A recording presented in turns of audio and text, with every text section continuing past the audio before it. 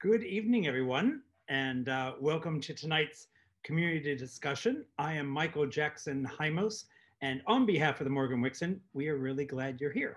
I, of course, want to thank all the folks that made tonight's talk possible. All right, so we're going to get started with tonight's conversation. Tonight's conversation is Asian Erasure. How can you be erased if you're not seen? And tonight's moderator is Alice Dwan. She is a nationally acclaimed, internationally produced playwright, teacher, and performer. Her play Last of the Suns, produced at Berkeley Rep Ma Yi Theater, had a bilingual Chinese and English version commissioned and performed by the Chinese International School in Hong Kong, where she was an artist in residence in March of 2019. Other works have been produced at the Humana, Foundry, East West, Taper 2, Edinburgh Fringe, LATC, and UMass Amherst. I am very excited to introduce our moderator for tonight's talk, Alice Dwan. Hi. Hi, Alice. Hi, Michael. Thank you so much for making space for this conversation. I'm really so excited. I look forward to it. I'm going to sit back and join all the attendees and have a great evening. Wonderful. Thank you. Thank you. So welcome, everybody. I'm Alice Dwan. I am a playwright and a dramaturg and teacher, and every once in a while a performer. I was born in the States, in Seattle, Washington, to Chinese parents who came from Taiwan after escaping the Chinese communists when they were teenagers. I grew up in Los Angeles and in the San Fernando Valley.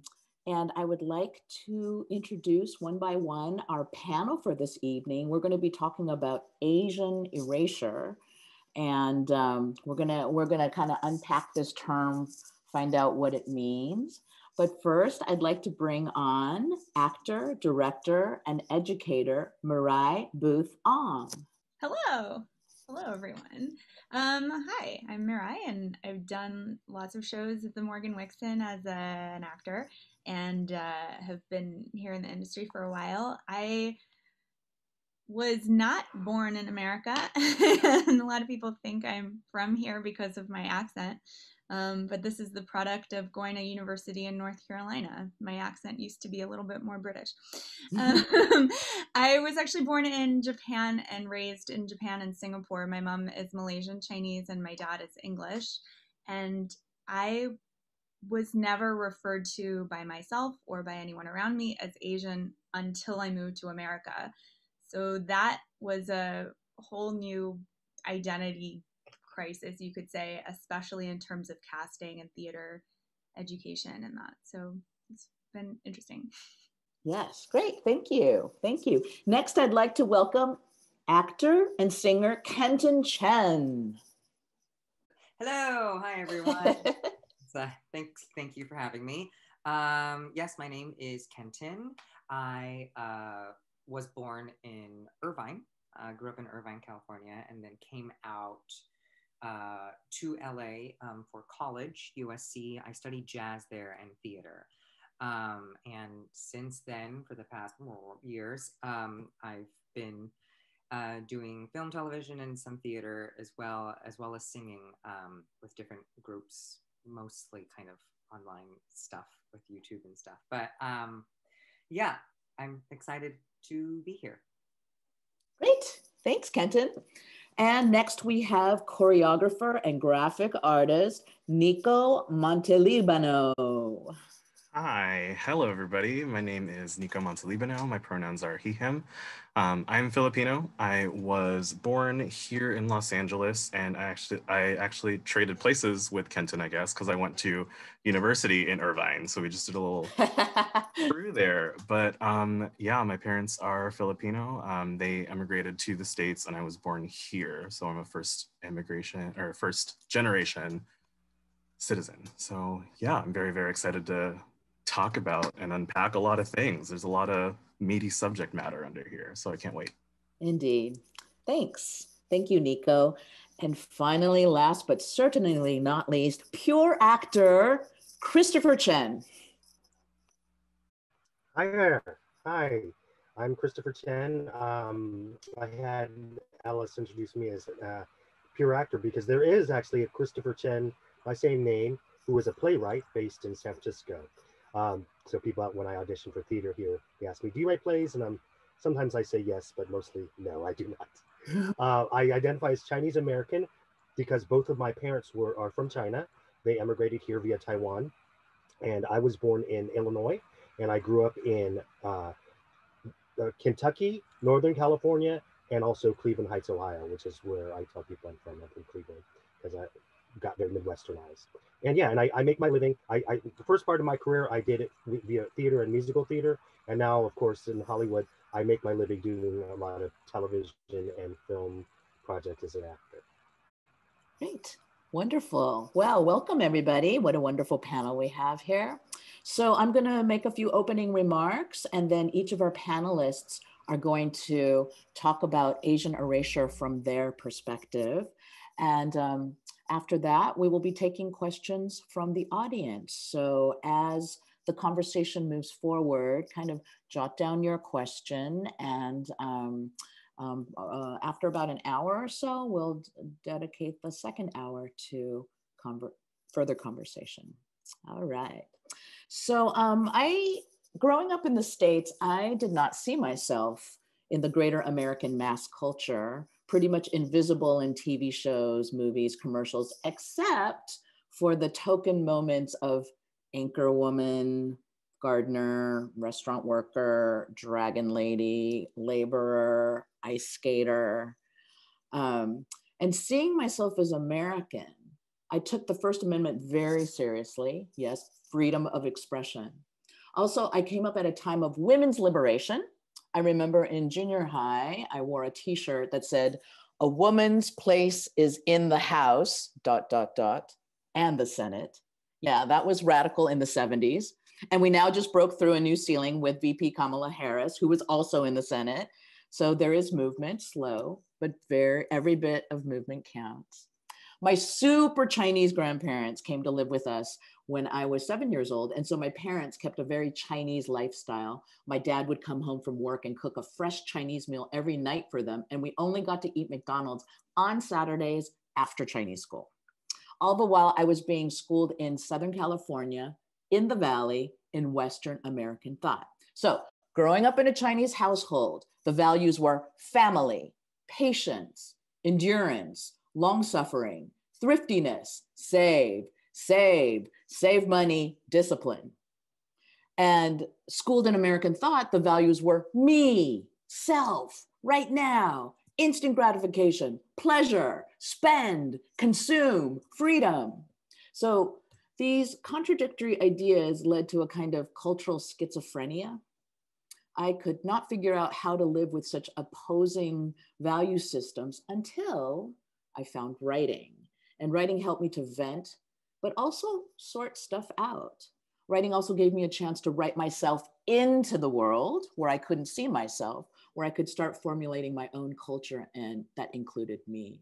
So in high school, I was inspired by the lyrics of Steely Dan, and in college, the supercharged words of the LA punk rock band X.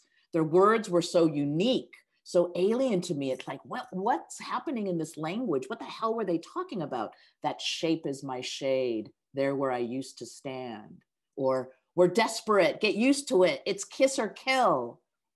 So randomly I found myself playwriting because I thought, I can't really describe a room very well, so I can't write novels, but I can write people talking, so I'll write plays.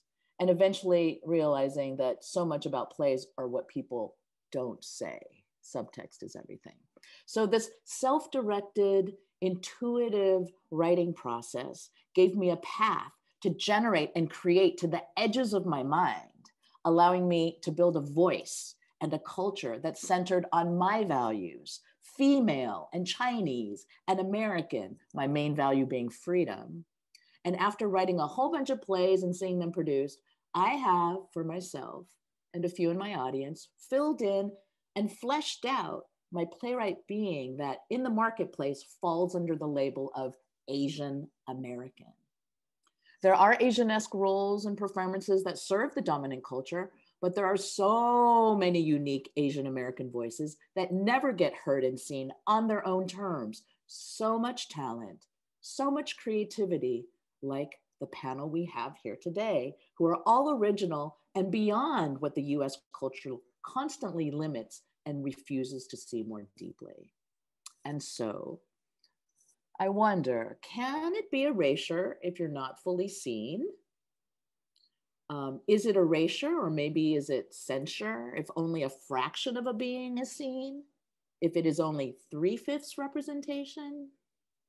Or is it just indifference or blinders when the culture doesn't want to look at the full picture, look at a full being, all their talents, their qualities, their creativity, their values, their worldview? So, with that, we're going to unpack tonight's topic and search through the interpreting of this term, Asian erasure. How did it even come about?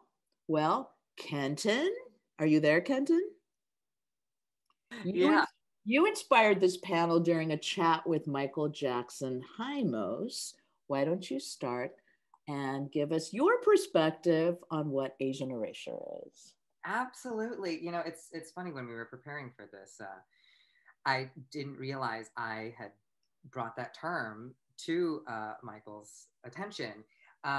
And that also didn't realize that was an official term. I had been reading a lot at the time when we had been chatting, and it had just popped out of my mouth. And apparently I can't remember things very well. So when it comes to Asian erasure, which I also realized that I didn't remember to actually tell you how I identify. My parents are from and also still live in Taiwan. I do consider myself Chinese. My father's father is from China. And under that, I mean, there's so many different umbrellas in which we come from, this pan-Asian thing that we all call ourselves. But like my father considers himself Hakanese. And so like he speaks Hakka. And so it's all sorts of different melds of things. I went to Japanese school growing up because Taiwan was very Japanese for a long time.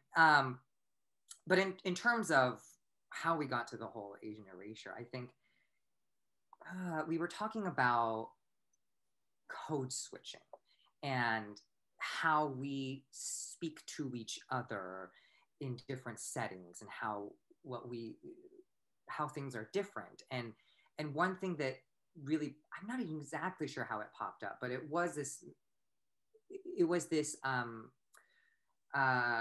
thought that came to me in our conversation with that, is that, you know, I do code switch oftentimes. I'm queer.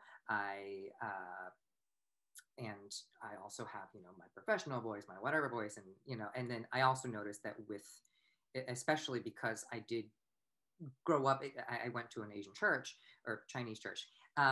There is a certain tonality to how I speak when I am speaking with people that are Asian or mostly Chinese, but and that there is a tone thing because I do speak Mandarin, that I think it kind of pulls into it.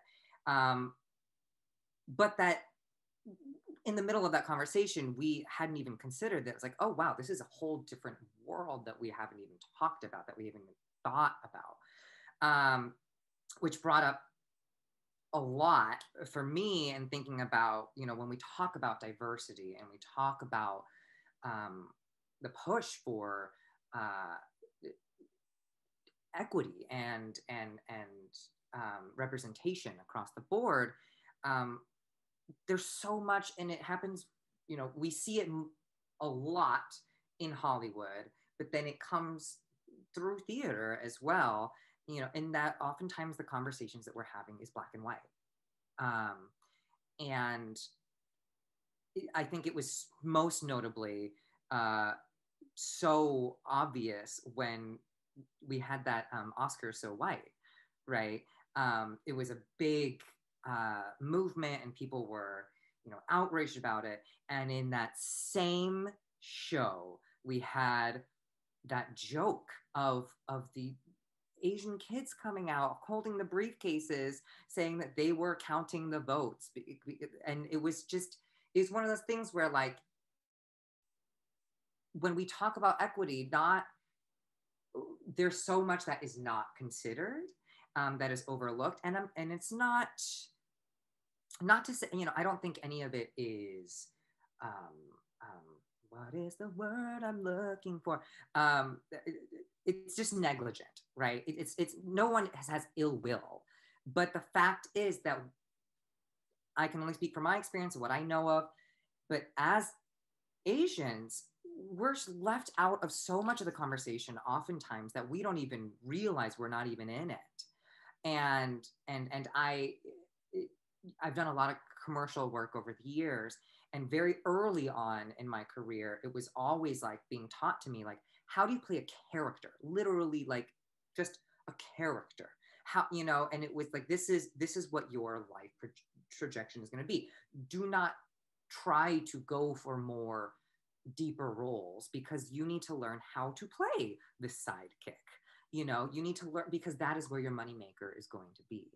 And I think it was good intentioned, but I also think it very much limited our scope of who we are as human beings. And so then we are taught through that, when you're being told that this is what you will amount to, and this is what you are going to be able to play as a human being, you are only ever going to be on the sidelines, you start to see yourself as a sidekick to your own story.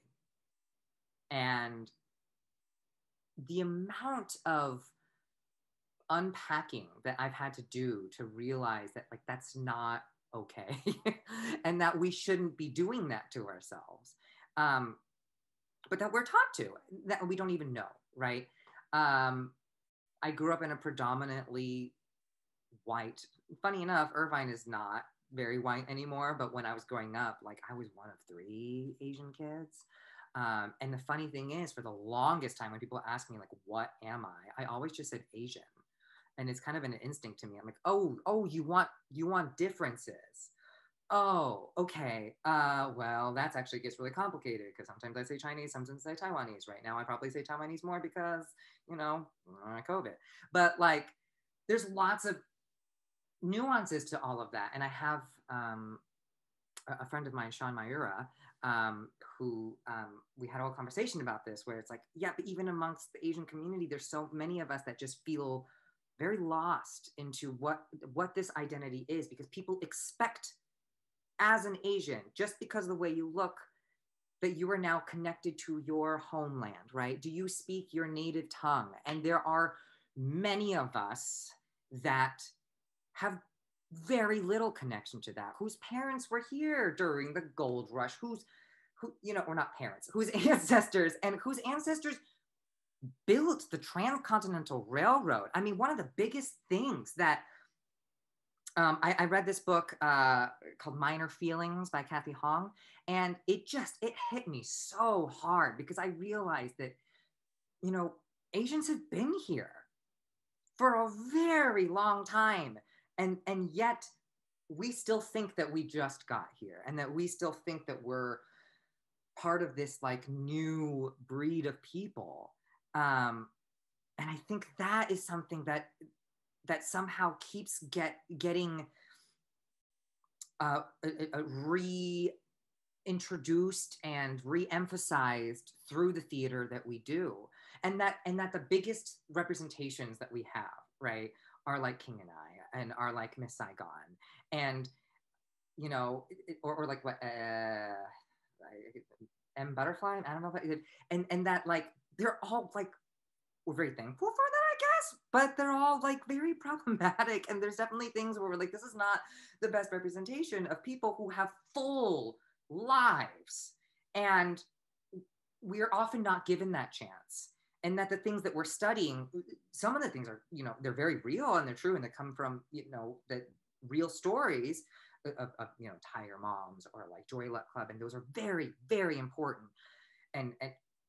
But that's all we're seen as. We're all seen as the product of trauma.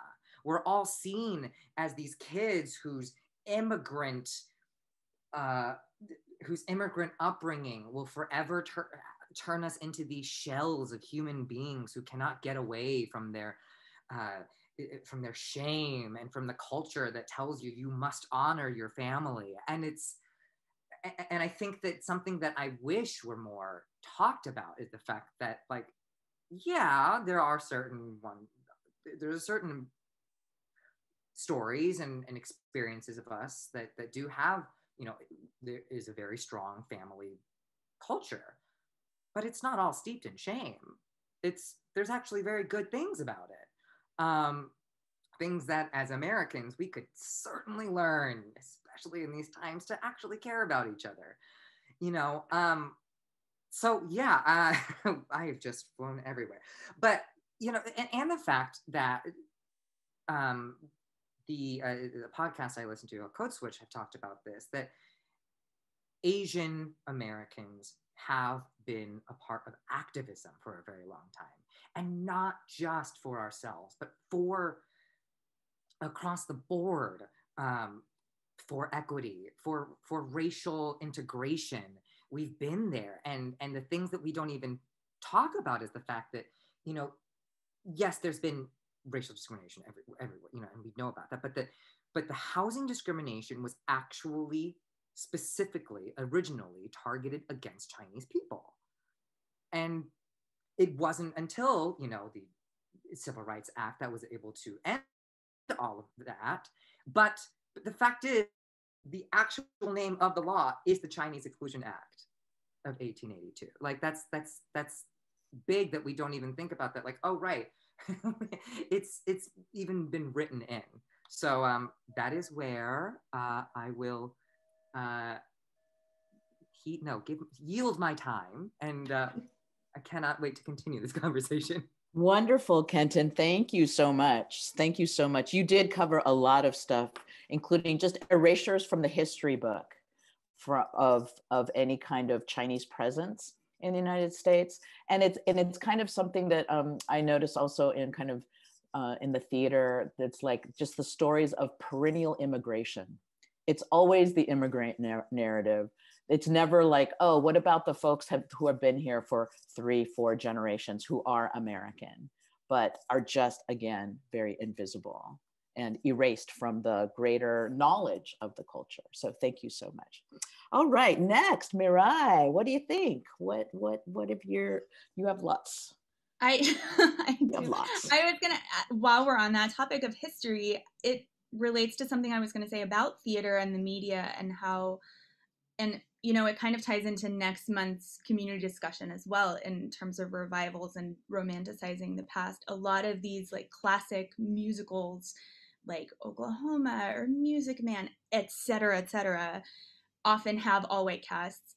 And it's thought now, as revivals and things are happening, or if community theaters redo them with a mixed race cast, that it's like, oh, you're so modern and you're trying to update it, and it's not real anymore. It's not history anymore.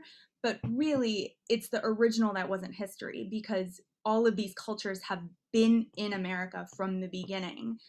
So I think we just need to put on that hat and remember that, like, if you are watching a movie about segregation in the Jim Crow South and you only see Black and white people on your screen, you're seeing a lot of cultures erased that were there.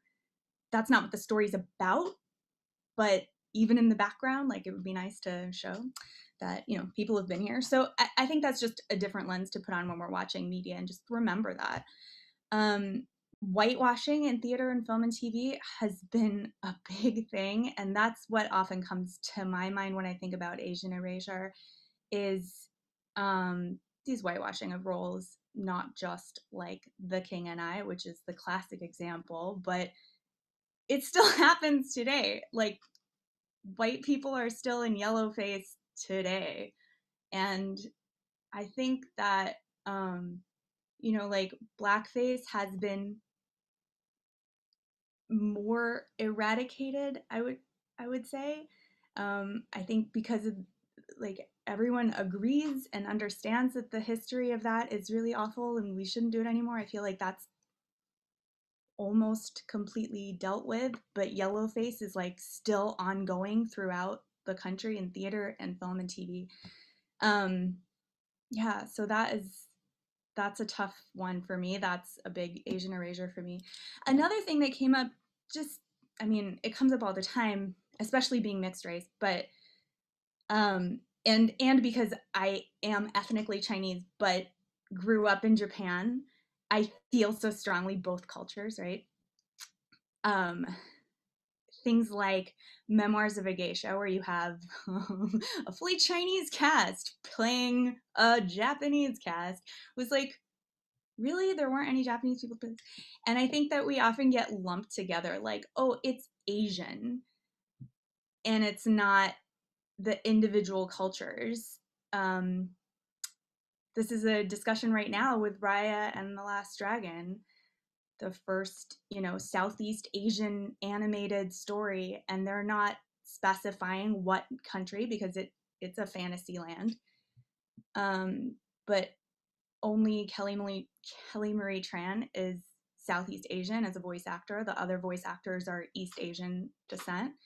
And the cultures are all meshed together in a blender. And like, in reality, Vietnamese culture is very different than Thai culture, is very different than Filipino culture, Singapore culture. Everything is completely different. So it seems like you're erasing all those individual cultures.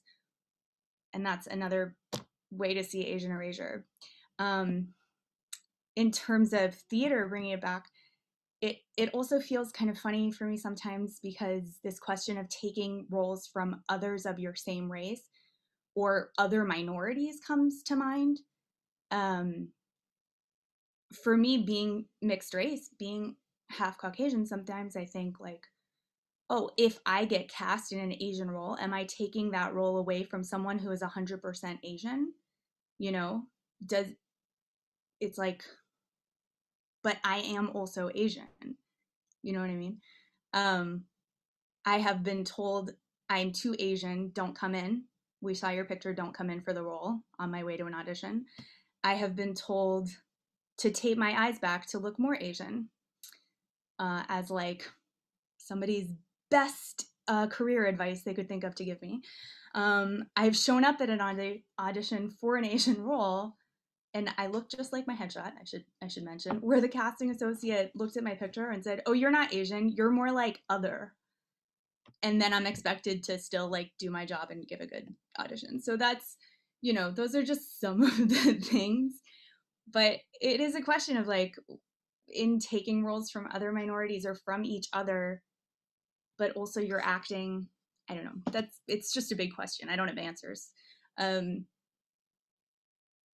Yeah, the As We Babble On table read that we had last year as part of the Morgan-Wixson series, I mentioned in that table read that was the first time I've ever played a character that was written for my actual ethnicity of half Asian and half white, and that unique point of view, I guess. And it was like a real amazing honor to get to actually play that and not erase one half of my identity or the other whenever I step into a role.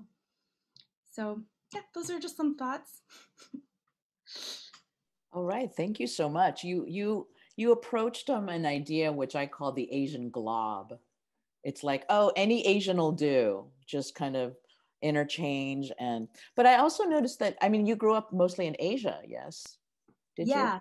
Yeah, so, I spent 10 years in Japan, going to Japanese school and international school, and then in Singapore, where I went to international school exclusively. So, and that's its own little melding of all third culture kids. And, yes. Right. Because I always like to delineate between, we have this term Asian American, but I feel like folks like you, Mirai, who grow up in Asian majority countries are more American Asian. Because I feel like there's a difference. It's kind of a nuance where, because you grew up around Asians as a majority, you foundated in a much more secure place. Whereas I feel like Asian Americans tend to be a little bit more floaty, and you guys can other panelists can back me up on this. There's a little bit of more of a floaty feeling being a minority, growing up amidst whites. you know? Yeah, So it definitely has a different kind of feeling. I definitely think it's a completely different perspective than the way you guys grew up, because I grew up in the majority-ish. Everyone there could tell I'm Eurasian, so you're not one or the other. But at the same time, then to come here and then all these white people tell me, no, you're Asian. Right. And I think that's really what is so heartbreaking about the Asian glob or the whitewashing in Hollywood or the lack of representation, is that at the end of the day, it feels like we're saying to, you know, the white corporate America or audiences, please, won't you accept me? Can't I be in your story? Won't you make an animated film about my culture? Mm-hmm. And it's just so, I don't know, waiting for permission. Right. Just waiting for permission for crumbs. Yeah. Yeah. And I mean, not grown up in that, right? That like, it's hard to, all of a sudden you're a minority. Yes. That's what's weird. Yes, definitely. Yeah. And yeah, that's why I feel like it's good to look at values. I mean, because we're a capitalist country and we're looking at labels and skin, and we have to market, and it still is under a dominant culture that is based on white values. But ideally, values are the things that can help shift it over so that we can embody more of the deeper aspects of characters. But thank you so much. That's wonderful. All right. So next, how about you, Nico? What do you make of Asian erasure? Sure. Like I said, it's a meaty subject. There's a lot to unpack there. But I think, interestingly enough, I think the advantage and disadvantage of Mariah and I being like, we're pretty close in real life. So there's a lot of things that she brought up that I was like, oh, great. I was going to touch on a lot of these things too. But when the term Asian erasure first came onto the table of like, this is what we're going to talk about, let's figure it out. One of the first things that I thought of was that whole idea of cultural identity, and talking about, we had just come from a couple months ago, we had a community discussion about colorblind and color conscious casting. And out of that conversation was a lot of this talk about cultural identity and making sure that we're letting people authentically tell the stories, like the things that they are used to. They should be telling their own stories. So talking about like Benedict Cumberbatch's Doctor Strange, like that's an Asian character, and Benedict Cumberbatch is not Asian. And like going back into talking about more of those roles that have been whitewashed, like Emma Stone in, I forget what it's called, Joy, where she played a Hawaiian actress. Called Aloha. Aloha. Yeah. I was like, I'm pretty sure it's called Hawaii. Movies are not my strong point. Theater is a little bit more knowledgeable for me. But talking about a lot of those characters and how not even getting to play those authentic roles. And coming from that conversation, and it's great that Mariah brought up that reading that we did of As We Babble On. Conversely, well, she felt that she was like the first time that she's able to play a character that was written for her breakdown. The character that I ended up reading for is a character that was South Asian, dealing with a lot of that like conflict coming out of the 9/11 event, and how that kind of led to that character's upbringing. So a lot of the conversation going into this reading was like, is this something that I should even play? I'm Filipino. That character was very specifically Indian, talking about a lot of that sort of stigma of being an Indian coming out of that event. So for me, I was like, I don't think this is something that I identify with. There's not something in there that I can tie myself to. I don't know if I'm appropriate for playing this role. And then that kind of spiraled into, well, does that mean that I should continue my life only playing roles that are specifically Filipino? Where is the gray area of what am I okay playing? What am I not okay playing? And I think I was having a conversation. I think the point came up, if I only booked jobs that I'm 100% right for, I would never work. And so talking about all those things, and it's like, do I feel okay playing a Chinese role that's written for a Chinese person? Or is that taking away from somebody else who could be playing that role? And so going into a lot of that conversation, you see it sort of bleed outside of just this line of theater, because you look at even the food industry in America, you have, oh, where do you want to eat tonight? Oh, we can go Italian, we can go to this French place, or we can like do something Asian. And Asian means like 9,000 different things. You could go for sushi if you want Japanese food, you can do dim sum, Chinese food. Like there's so many different cultural identities within that umbrella, but still to this day you see it on like cooking shows all the time, like MasterChef. They're like, we're doing an Asian week, or they like kind of do lump us up, like you said, this Asian glob idea. And so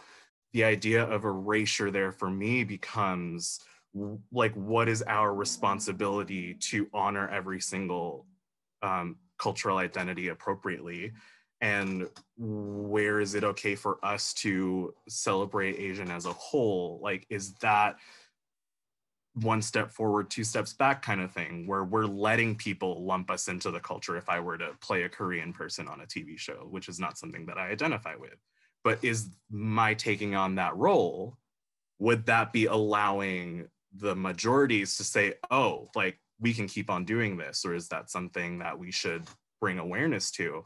And so I think the conflict, especially with the Raya and the Last Dragon, which a lot of it came up today, and I was seeing it on my Facebook timeline, was talking about how,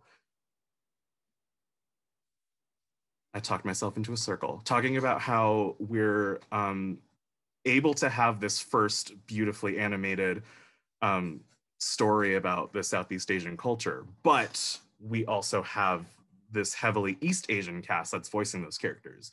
So the conflict arises in that conversation. It's like, do we celebrate the fact that we just got a movie that's beautifully animated for the first time? Or are we right to say, well, it could have been better if, like, where do we draw the line? Where do we celebrate? And where do we hold people accountable? Because I'm so happy that that movie's happening and I can't wait to see it. But at the same time, if so many people are like, well, it's not, they're not portraying us authentically, and a lot of people are already writing it off and they don't want to even go support it. And so that kind of becomes a problem. There's a lot of issue there. There was a lot of issues with Mulan when that came out, the live action movie, about how there's no representation on the creative team for that. And so do we celebrate the success of that project getting greenlit, or do we find issue with the manner in which it was brought up, and then the numbers later, they're like, oh, well, this movie wasn't successful, we shouldn't be funding Asian projects anymore? So there's so much. I think my struggle and my conflict is like, where do you let the identity shine, and where do you need to pay due diligence to make sure that we're telling the story authentically, and where are we allowed to like join hands with our neighboring communities and raise us up as a whole? But in turn, does that togetherness also allow the majority to continue to erase our individual stories? So yeah, like I said, there's plenty to unpack here. So yeah. And so you felt, I mean, both you and Mariah like are feeling like you're taking away from, because you are interested in the nuance of the different kinds of Asian cultures. Like you said, in playing this Indian character, you felt like, oh, should there be an Indian person playing it instead? Well, that's the thing too. I think that that character is so rooted in that the specificity of that culture, and a lot of the lines in the reading were talking about slurs that were distinctively towards the South Asian community. So in reading that play, it's like, I'm not really comfortable talking about getting called a lot of these things and how that's part of the character struggle, because that's not something that I grew up with, and didn't really have names called at me. Mm-hmm. So there was a whole monologue where it was like, I grew up and people called me this and people called me this, and I'd rather not repeat those terms. Mm-hmm. But it felt like I couldn't fully invest myself in the character because there were so many things that were so specific to that culture that I didn't identify with. Mm-hmm. Mm-hmm. So that was what got me into this circle of thinking. It's like, but what if I was playing a Japanese character? Would that be something that was more palatable for me? Is that mm-hmm. something that I identify with more? Or is that something that I don't have Japanese in my upbringing? I don't have that in my culture. So is that something that I should continue to distance myself from? And like that line get crossed, and where is it drawn? And there's just so much gray area around it. Right. Well, there was a situation with the talent, like when there's talent, like Over the Moon. I was watching Over the Moon in Chinese, and the sidekick, I think Gobi, that character, I'm like, oh, that character feels like it needs to be funnier. And then I watched it again in English, and it was Ken Jeong, and it was hilarious. So it's like, what's being cast? Like the talent that could actually pull it off? And then another example was in Soft Power, in David Henry Hwang's musical Soft Power. Conrad Ricamora, who's a wonderful talent, but he didn't look Chinese to me. And so I was in the audience and I was like, he's great. He's a leading, handsome, romantic, lead. But I'm like Francis Ju would have been more like Chinese to me in representing that, And so then it comes down to market name, celebrity, what's gonna, like the way Hollywood just even operates, right? Once you get the name in there, like Scarlett Johansson was playing an Asian girl, right? Or even she was up for a trans role, but the trans community completely batted that down, but it is, at the end of the day, it's about the business. And so the authenticity definitely gets thrown under. So, but thank you for that. And yes, so let us continue with Mr. Christopher Chen. What do you have to say about? Hey, getting to go last, I thought, oh, throw up your notes, what you want to say. These guys made so many points, touch on those, which I will, because it's great points. But the main, when I looked at Asian, what it means to me, when I thought about it, what does that mean to me? It mostly means an erasure of my culture, cultural connection to my roots, having two parents who were born in China, right? And that's because of, coming to being born in America. I joke that my brother and sister and I were assimilated in like 5 minutes, after being born, which is mostly true. I've recently, because of certain circumstances in theater, actually, the past couple years, have connected more to my Chinese roots. But when I asked myself, well, okay, Asian erasure to me means my culture, my cultural connection, my Chineseness has been erased. It's faded. Like the photograph of the brothers in the brother and sister in Back to the Future, where it's like they're slowly that's what it feels like to me. My culture, it's being erased. And like, but whose fault is that? Is that my fault? Or is it the like my community and my exposure and movies and films? I mentioned quickly when I introduced myself to the group earlier that I have been really lucky in terms of how I've been cast on stage and also film and TV. Film and TV, I will mostly play what I look like, which is the case for most people, white or people of color. But on theater, no, that's not been the case. I've been a beneficiary of multicultural, colorblind, casting since I started. And it's gone all the way through. And I've been in markets as diverse as the Midwest, New York, East Coast, and in California too. California, because of the Hollywood influence, I think they like to pigeonhole you a little bit more, but I've been really lucky that way. In terms of the erased culture, when we started talking about this, it's very insidious. I look to where it's like, how did that get erased? Did we forget?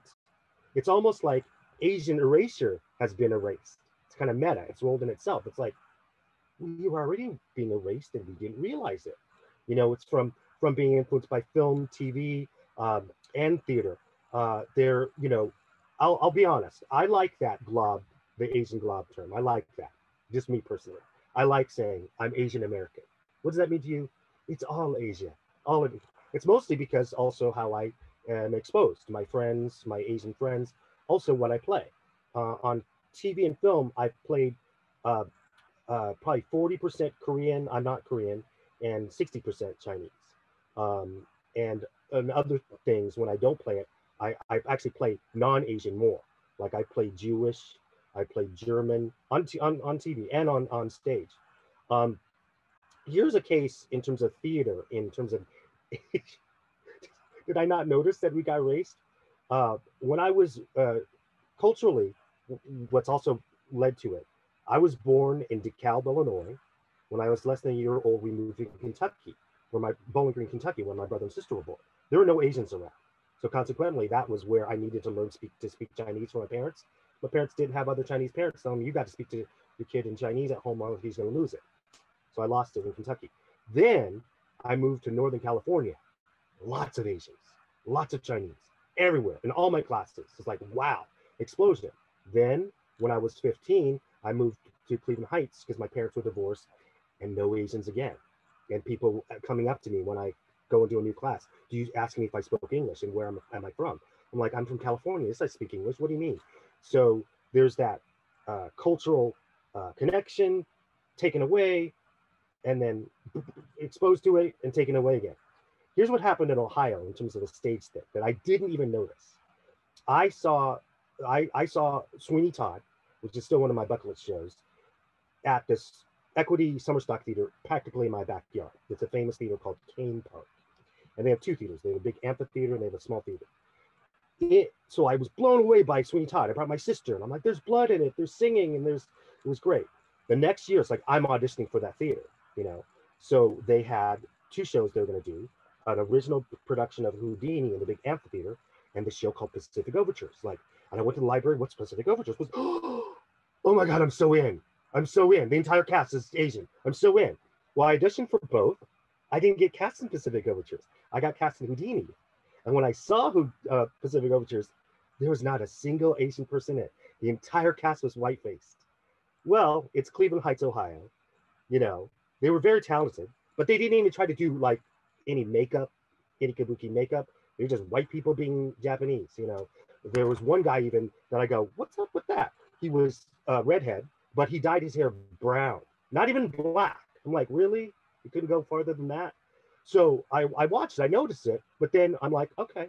I didn't think anything any more of it. It's like, until years later, that whole cast was yellow-faced.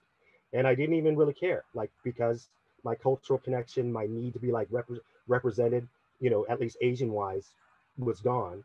And then a friend years later, a best friend in high school, I was still kind of bitter. It's like, why didn't I get cast in Pacific Overtures? And my friend was really blunt. He goes, look at it. Look at that cast. You know how stupid you would have made everyone in that cast look if they got one Asian? One. So, but connecting back to Yellowface, that's another wickedly insidious, or not even insidious, it's blatant reason there's Asian erasure. Look at it. There's films. I love that movie, Breakfast at Tiffany's. It's beautiful. But there's that moment in it when Mickey Rooney, I can't handle it. I don't get easily offended these days, but I cannot. I cannot. Most people cannot. We're like, no. So or we were talking off camera about Good Earth, you know, that looks like there was a favorite novel, looks like a beautiful piece, but we can't, as 2021 people, go back and watch that movie and as Asian performers and sit through watching the leads being in full-on taped-eyed yellow face and talking in accents. It's like there's one part that we've been erased and we don't know, and there's one part that they're erasing us in front of you. And going, it's everywhere. I mean, and in terms of, like, I think Nico touched on it, or I did, Kenton, when in terms of roles and working and projects, you know, Kenton, I think I had mentioned off camera before about country music. I love country music.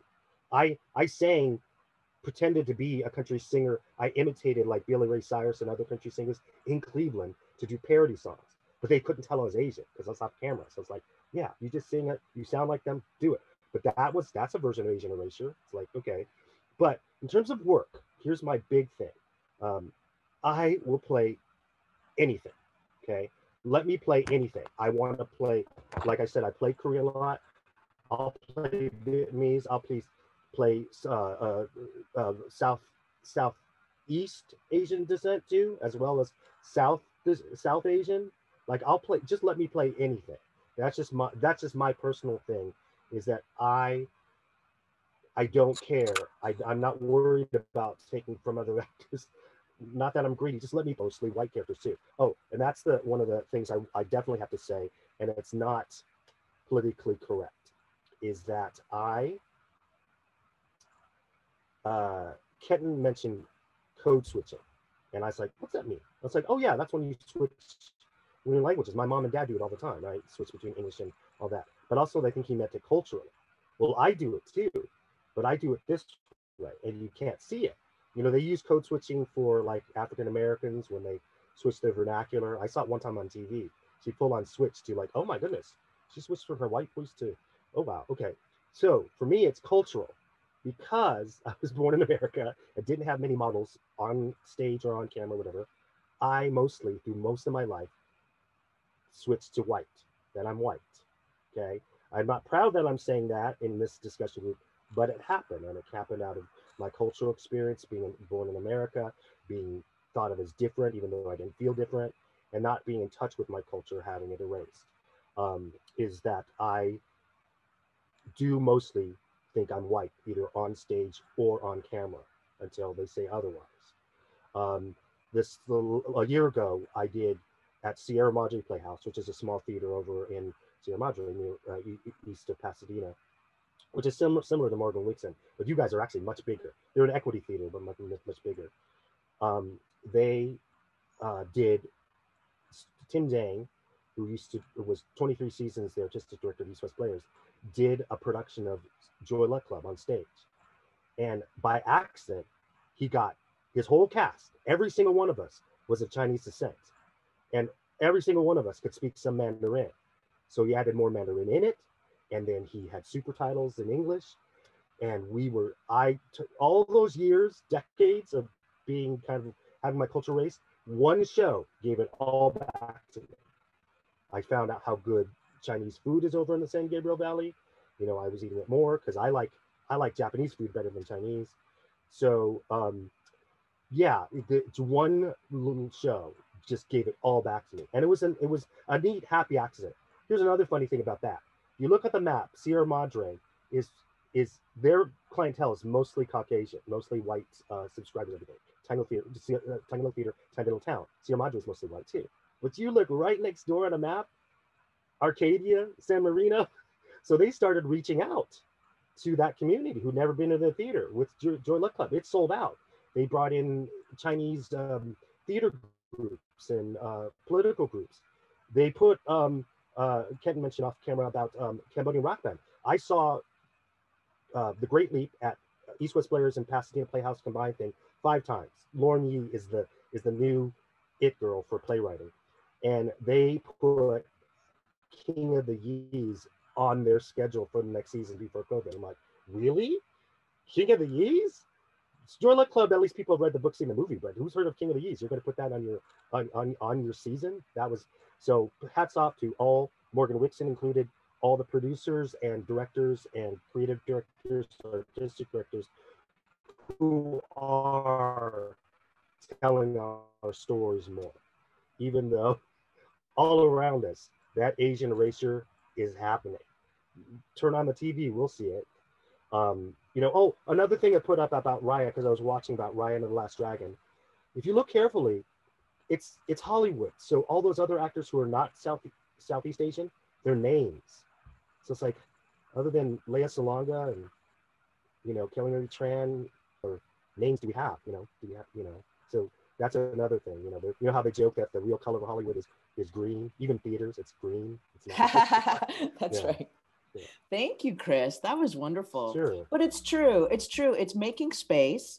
It's when white spaces are making space to, I mean, it's small movement, you know, and just kind of like, and kind of, I saw you in Joy Luck Club, and it was wonderful. It was, you know, it was amazing to sit in a mostly white audience watching an Asian play. And that's a huge movement forward, you know? And I mean, to like counteract all the stories, like Mariah, you were telling the story about the artistic director doing The King and I, and, you know, and like he always has to play the king, right? Even though he's well, yeah, white. that was Christopher's story, but I wanted to bring that up again because in terms of like what Nico and I were talking about of whether you take roles that are not your race or not, or if you're disagreeing with something that is happening in the production. Like Christopher had mentioned that there is a particular theater that the artistic director, who is white, always plays the king in The King and I. And that's not the only theater that does that. Plenty of theaters make white people the king, so, you know, it doesn't matter. But if any of us was offered a different role in that production and you're trying to build your credits as an up and coming actor, do you say, no, I don't want to be in this production because the king is white and you're going to put them in yellowface? Or does that just shoot yourself in the foot? Like, it's back to the crumb problem, right? The crumbs, right? Exactly. Like, during my college years, I did 2 different summers of summer stock where both seasons had West Side Story, and I was in both. And I am not Puerto Rican. I'm not Latino by any means. And there were 0 Latinx people in either cast of Sharks. You know, it was a handful of Black actors, myself, and mostly white actors with dark hair. And that I find is often the case with West Side Story. And maybe that, you know, do you stop doing West Side Story if you can't get your cast, or do you do your cast? If I had dropped out of those productions, that's one less non-white person in the cast. And me as a college actor trying to build my credits, that's, you know, a whole season worth of credits on your resume, not to mention a whole summer of paycheck that goes out the window, and they're just going to replace me with probably another white actor. Right. So who's, you know, who are you helping and who are you hurting? Yeah, and I think it's as you get going on your career that you're in a better place to like take that stand, right? For others. Right. I just want to mention, if anybody has questions from the audience, if you put them in the chat, and I think Michael will do his magic and bring you on screen if you so choose to show yourself. But please do. This is the time to ask questions and add to the conversation. Did someone have something? Well, I was just going to pop into, oh, sorry, I didn't. Just quickly. Who's speaking? Someone is speaking. It's that weird underwater Zoom feel. Who's speaking? I think Christopher's lagging. I got Kenton? one credit of that years ago. Oh, it's Chris. Can you hear me? No? You're frozen. Might be my Christopher, you're frozen. I'll defer. Go ahead, Kenton, until Christopher unfreezes. Okay. Are any of you familiar with the term rep sweats? Okay. It was first introduced to me by my friend Sherry Colwell, who was talking about Crazy Rich Asians.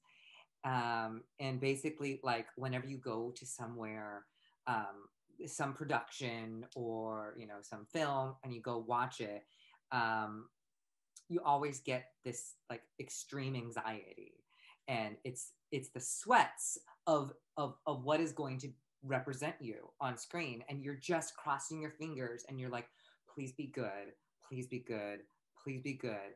And also, please, everybody else love this, you know? And it's the whole thing of like, yes, I know Mulan was very problematic. It had a lot of issues, but you bet your butt I watched that movie. I sat down, I bought the thing, and I got my popcorn, and I told all my friends to do it so we could talk about how problematic it was later.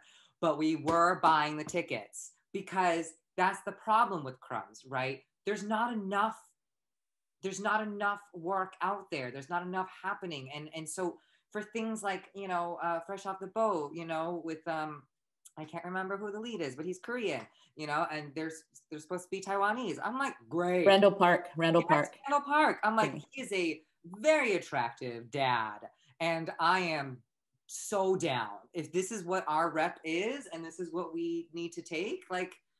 And he has great comedy chops. That's the thing. It's back to the, like, is it the talent, or do you have to be authentic in the surface as how you present? You know, I mean, I feel like talent at the end of the day is the thing that will bring you through, you know? And even speaking about, you were just talking about, Christopher, you're talking about Lauren Yee and Mirai and Nico, you guys were talking about Nathan Ramos and As We Babylon. It really is got to bring these new voices in. The new voices have kind of a more elasticity. And so folks don't have to hew to, you know, whatever the ethnicity is, or there is specificity, but I'm just saying the talent and this new kind of energy that kind of that makes traction in the culture and makes a splash. And you know, instead of kind of the old kind of cardboard cutouts of characters. Yes, Nico.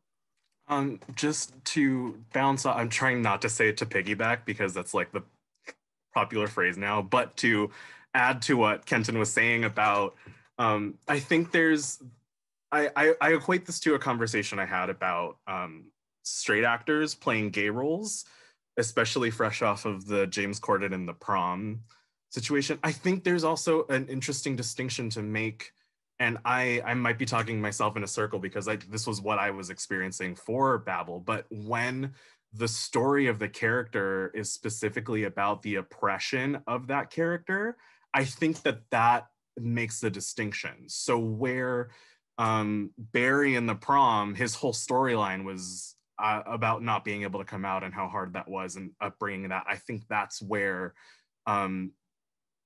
sort of the outrage is like, is it authentic to that story to watch a straight male crying about how hard it is to do something he's never experienced? And so I think going back to Babel, the hard thing for me was like, I don't know how to identify with this character who's been called all these names in a post 9/11 world.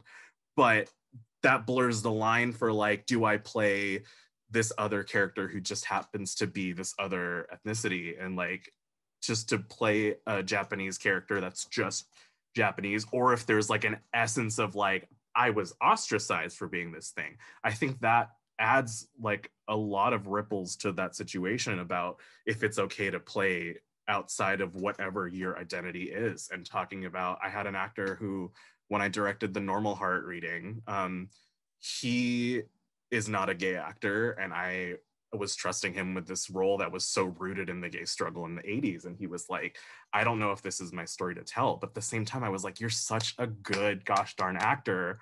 I don't want to give this role to somebody that I don't think I can trust with it.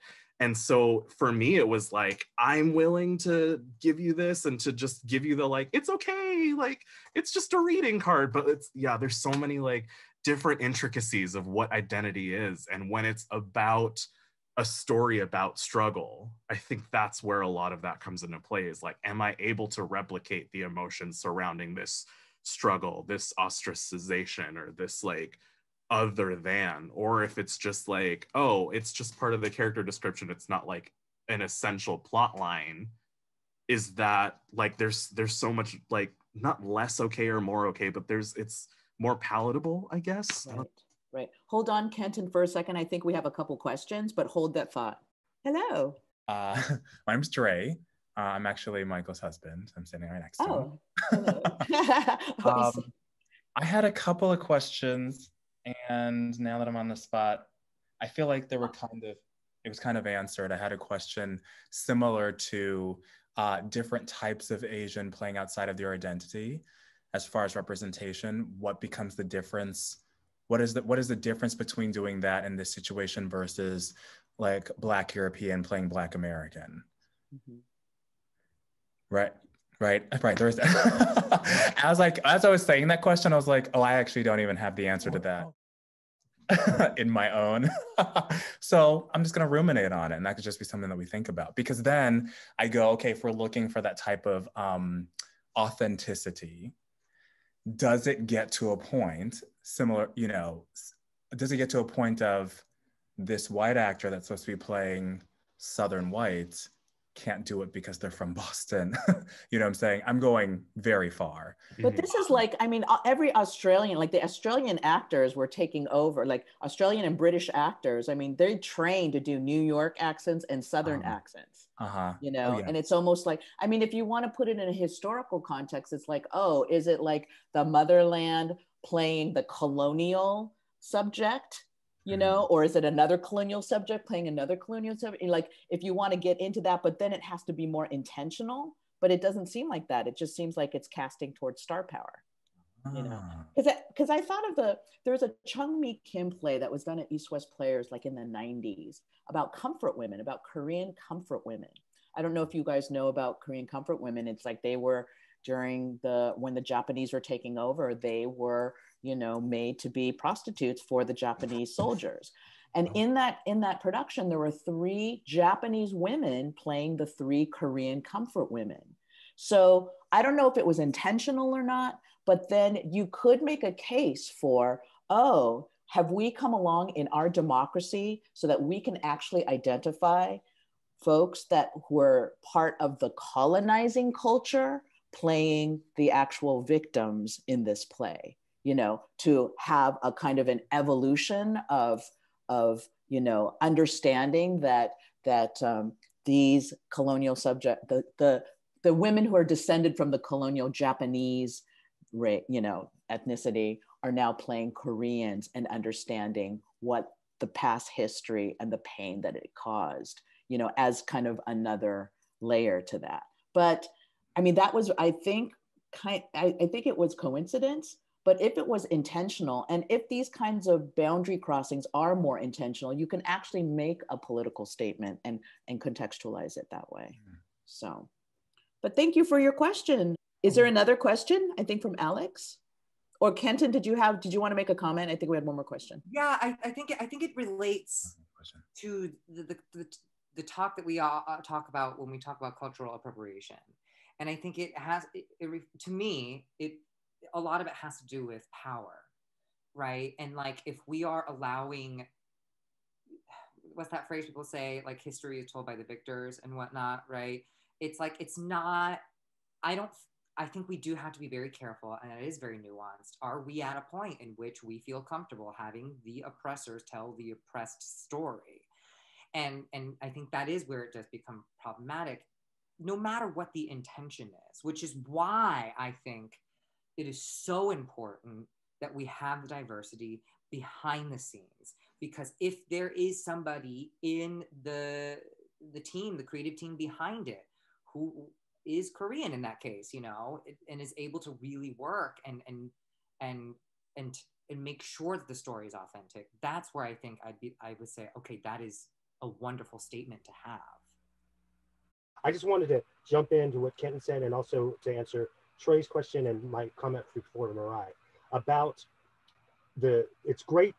I love the discussion of us talking about the appropriateness of our Asian, you know, specific playing the other Asian specific. But in this day and age, I don't know if there's enough, let me risk if I say enough Asian talent around to get that specific yet.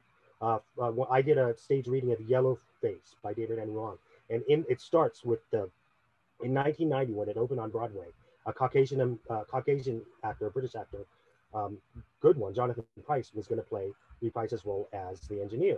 He's supposed to be very Asian. He's anywhere near even a bit Asian. And so the Asians spoke up. They were pissed, okay?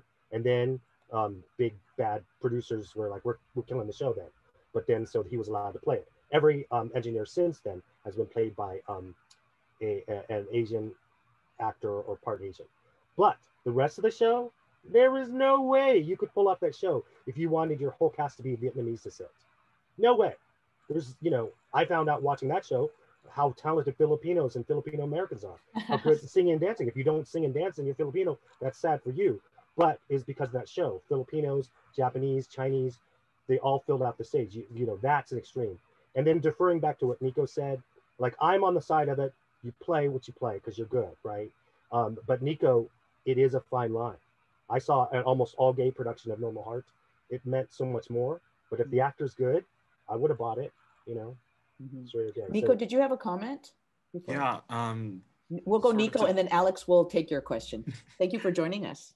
Hi, Alex. Hello. I think it's so interesting because when you go to an acting class or an acting technique, the goal is always to, what can I do to pull this emotion out to perform this story? What parallels in my life, what hardships in my life can I pull from to properly convey the stress or the drama of the certain character? And so it's so funny to like, do you regulate that struggle? And it's like, what can you pull from your experience to like do, like, I'm kind of talking in circles, but it's so interesting to like, what if the conflict is to portray that character? Like, I go back to the straight characters playing gay characters.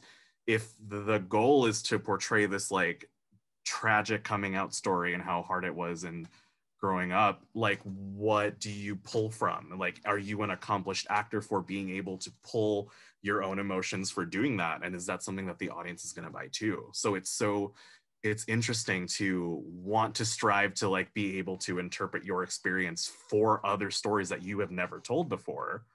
But then again, it's that line of like, where does that become insensitive? So there's so much gray area there too. Right. Well, it's just, I think for the Asians, it's just the supply is so low. Like the really meaty roles for Asians are so few. Because I mean, I think that every person could play a white character. You know, we know that narrative. We know that performance, you know? And so why aren't there more, if it's not indicated as Asian, why not? Like, I think I had mentioned in our previous chat about Rex Lee on Entourage. Right? That is not an Asian specific character, but he was perfect for it, you know, to dress Ari Gold down, you know, in that way. So Alex, hello, Alex Cooper. Hello. Hi. Hello, all panelists. Thank you for being here. Thank you, Morgan-Wixson Theater, as well as Michael Jackson Hymos, for putting this on. Sitting here listening to everyone discuss this very at times painful issue, at times very enlightening and uplifting issue, has been a lot of things for me tonight. And so I wanted to start with two questions, a twofold question, but first give everyone a little bit of context on me for those who don't know me. Judging on the way I look, this speaks to several points that were brought up tonight. I might not look half Chinese, but I might also not look Native American or white specifically. If you do this, maybe I look Native American. If you do this, maybe I look really Latino. And if you do this, perchance, I might look like a Chinese imperial soldier. And so, I want to give you that context because being Asian falls very much in the same category as Mirai for me. And, but I do speak with genuine, I want to speak with candor about the first half of the question. And then I want to also let everyone know that I have experienced all of these things and it comes from a very interesting place. So the first half is for Asian Erasure, the biggest question that's always been on my mind whenever I visited all of my Chinese relatives is, do we do this to ourselves? And I am Chinese, so I cannot speak for the Japanese cultures or any Vietnamese, Filipino, any other Asian cultures if we're going to do the Asian club.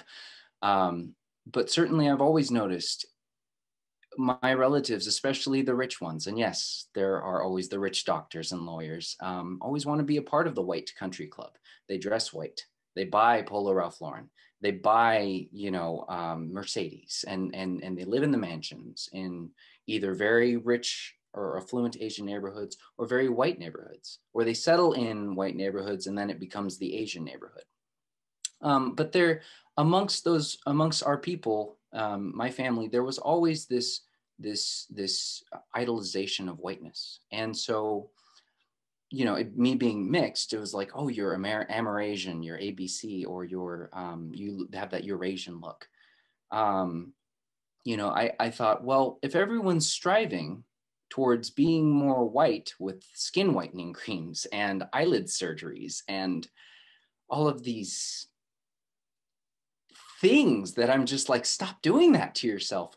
Are we not speaking up enough? And then is that then modeling to other people of color that, oh, well, you know, Asian people just kind of naturally exist in the background. So, you know, and then certainly to white people since, and, you know, Hollywood, and also white people historically since the gold rush times, we've been murdered. There was I mean, if you watch this PBS documentary that goes on, it's on Asian Americans, there's a section about San Franciscan Chinese immigrants, and that's a whole other thing to unpack. But you know, the Asian erasure really started there, and I feel like it was really rooted from horrible incidents where like Chinese gold miners would be attacked, hacked up and killed and thrown in the river, and then other Chinese people would see the bodies and pieces floating down the river. The big question is, are we doing this to ourselves? You know, because it feels like sometimes we really are, at least Chinese people. And I've seen sometimes in other parts of the Asian cultures where there's this self-shaming, you know. I can't say that the theater community does it as much, but a lot of the private community does, as much as we love our food and our language. And then I don't know if I should, Michael, I suppose I defer, or Alice, should I wait to ask the second half? Would you like to respond to that first, or should I just ask it all and then? Go ahead. Continue on. You've set up your question, and now we're ready for your question. Sure. The second is, and where do mixed people fall in? For all of that, does that count as Asian erasure? Am I also erasing myself by just not being Asian enough? You know, excuse me for doing that. But when I was younger, when I was a child, I looked Chinese, 100% full blood. I got the chinky eyes. I got called chink. And I say this because those things really hurt me. But when I say them, it takes back a little bit of that power. So I apologize if that offends anyone, but that was my truth. That was what I faced. And then it's actually a kind of a protection mechanism, because I found myself doing that in high school too, making racist comments toward myself first before anyone else could, just to like put it out there. So right. And I would do that. I would disparage myself. I would self-deprecate. But then as I grew, I became less Asian, and I became further distanced from my own identity. And so one time I had to play Ching Ho in Thoroughly Modern Millie. And that was hard, because people were asking, what's that Latino kid up there doing playing an Asian guy? He speaks excellent Cantonese. So your question is? My question is, if we're talking about allowing more of the struggle to be seen, especially within our own community. And I feel like Nico was properly answering this, but I wanted to ask, actually kind of direct this more at Mariah, how she feels.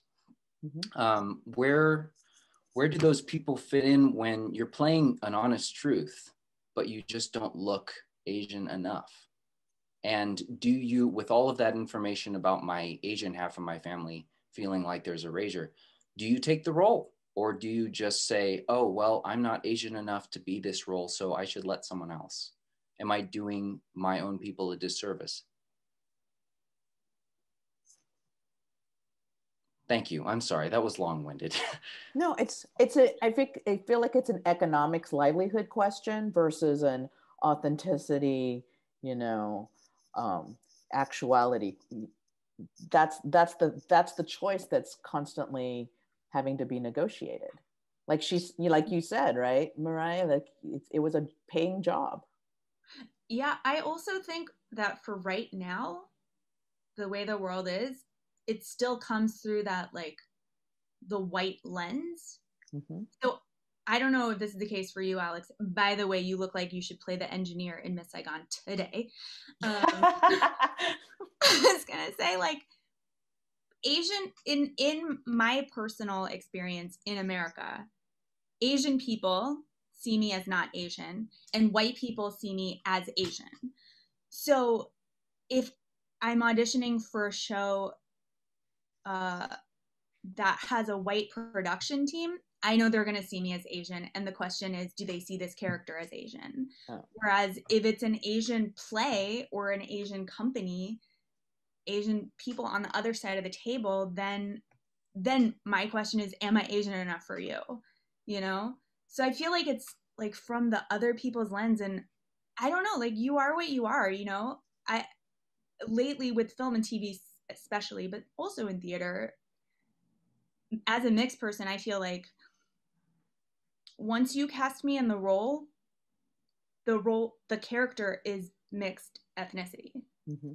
And that, you know, once you cast Mariah in this, then okay, in Drowsy Chaperone as Kitty, like, her last name was supposed to be Adler, and it's like, okay, you're half Chinese, half Jewish now, the end, you know? Yeah. I guess, like, once it's you to a certain extent. Absolutely. Nico, did you have a comment? Yeah, just I don't know if I can answer, or if I have the resources to answer the first question, but on your second question of where does being mixed fall into it, I know a lot of my friends, especially after not specifically the Morgan-Wixson conversation, but after colorblind and color conscious casting became a thing, I was asking people like, where, like, what school does everyone fall into? And a lot of my friends who were auditioning for commercials and stuff at the time said that they were being labeled as not too ethnic or not ethnic enough. And so that's sort of what evokes that. But I think the hard thing about being an actor too, or being in this profession, is that we try to be the truest version of ourselves for the consumption of other people. So sort of like Mariah was saying, is that how everything is through that lens, is that you can be 100% who you are. You can give the best performance of your life, and you can be completely like, I rocked it, I killed this show tonight, all those things. But ultimately, if your audience doesn't like it, how do you view that for yourself? You know what I mean? So going back to your point about playing Ching Ho in Thoroughly Modern Millie, I played Bun Fu, and I agree that was a very difficult thing just because I'm not Chinese and I had to learn Mandarin and Cantonese for that role. And I was like, I don't know how to get on book for this. It's not my language. But the fact that you saw so much of yourself in that character and you were able to identify and be like, oh my gosh, like this is who I am. I'm Chinese. I'm speaking Chinese on stage, and you can identify with that character 100%. But at the end of the day, you go back to, do other people, are they going to accept it? And so it's hard being in this profession because we are basically existing for the approval of everyone else, which is kind of a crass way to say it, but like at the end of the day, that's what it is. Like when you go out there, you want those great reviews, you want people to like the work that you've done. And so if you go out there with 100% conviction and you're like, I'm killing this performance, I am so on top of everything tonight, and your audience is like, it was okay. Like your identity, like just I know who I am as a performer, like my whole success goes down to that one negative comment. And I'm like, oh, they didn't like me. Clearly I'm not doing something right, even though like you feel it 100% in the moment. So it's so hard to have those moments of truth and have those moments where you feel like you're like something to the extent like you totally identify with it, because at the end of the day, it's like you're gonna base all of your feelings off of what other people are gonna say about it. So it's that like vicious cycle of like, you can be your best, but in this profession you have to be your best for the approval of other people, and it kind of sucks. But I hope, I mean, all these struggles are a chance to learn, to get better at it too, you know? So I feel like, you know, sometimes there's a poet, Paul Valéry, he says, seeing is forgetting the name of the thing one sees. And sometimes I feel like we're so obsessed with labels that we can't really see through to, you know, what the talents are. I keep coming back to talent. Like, what your performance is, like, how do you make it work? Like, how is it contextualized? You know, is it just for the love of the audience? Or are you actually just having a chance and an outlet to do creativity and to work on your craft and to further yourself? You know, that's the absolute most important thing. You know, the other part is like the rat race, the economics, can you make money off of it? But if you are forwarding and evolving your being and your craft and your talent, that is always a plus. And even if you fall on your face, I feel like that is also a way to learn and to acquire bravery too, you know? So, but thank you so much for your questions. They're very deep. They're very existential questions, Alex, and I really appreciate your adding to the conversation. Thank you. Sometimes, you know, I was thinking with all the stuff that's going on in the world now, like the way our country's kind of splitting, I feel like it's becoming the split states of America. You know, we're going like white Christian supremacy, and then one wing wants like this white Christian supremacy, and the other wing wants a multiracial democracy. And sometimes I'm like, just as a thought experiment, it's like, oh, you know, the story that you told Chris about or Mariah, when we were talking about, you know, the white guy who wants to play the king and I, that belongs in this wing of the country, you know? And so many, like a lot of theater, you know, needs to just, it's because it's like, theater's a little bit like 25 years behind all the other mediums, you know? And so it kind of ends up, but if we are going to go, if we have this pure multiracial democracy, and sometimes I'm wondering, why are we even trying to jam these two things together? We're kind of naturally starting to split. But if we can use our imaginations and really think of what is a true multiracial democracy, you know, then we come back to the thing that the first point that was made by you, Kenton. It's like, oh, well, in this country, it's still the black-white dichotomy. Race is always about black and white, where the Latinos and the Asians, the Native Americans, we're there to kind of triangulate. And we're still kind of like, just again, back to the crumb theory, crumb problem. So, but if we, I mean, and I ask the panel and everyone who's part of the conversation and here today, like, what would a true multiracial democracy look like? You know, we would be able to be curious about all the cultures and learn and you know, if it doesn't quite fit, we're like, why doesn't it quite fit? Okay, but it's all for the understanding, the deeper understanding and the nuance. I mean, nuance is the thing that's really missing right now.